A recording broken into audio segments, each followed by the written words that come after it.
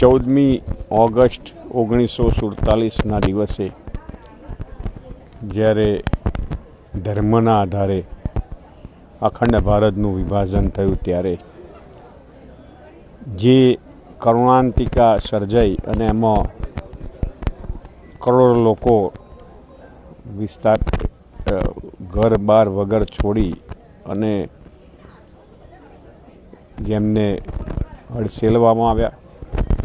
અને જે તે સમયે 20 લાખ હિન્દુ શીખ ભાઈઓ બહેનોની કત્લેઆમ થઈ અને એ કરુણાંતિકાને ઇતિહાસમાં એવી કરુણાંતિકા હતી દુનિયાના ઇતિહાસમાં કે આટલા મોટી પાયે હિજરત દુનિયાના કોઈ પણ જગ્યાએ નથી થઈને આટલી બધી નરસંહાર પણ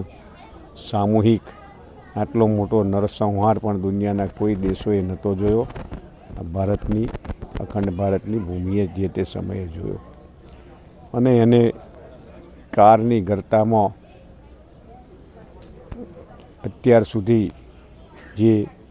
આ કારી ટીલી હતી એમણે જે ત્યાગ્યું છે આ દેશ માટે કે સર્વસ્વ ગુમાવ્યું, 20 લાખ લોકોના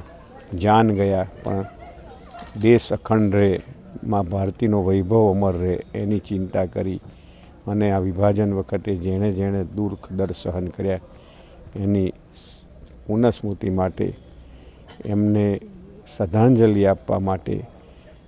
14મી ઓગસ્ટને વિભાજન વિભીષિકા સ્મૃતિ દિવસ તરીકે ઉજવવાનું જ્યારે આદરણીય પ્રધાનમંત્રી નરેન્દ્રભાઈ મોદી સાહેબે નક્કી કર્યું હોય ત્યારે આજે એ દિવસની ઉજવણીના ભાગરૂપે આ હુતાત્માઓને શ્રદ્ધાંજલિ આપવા અને એની સ્મૃતિ દિવસની ઉજવણી માટે કાર્યક્રમમાં ઉપસ્થિત રહેવાનું હતું.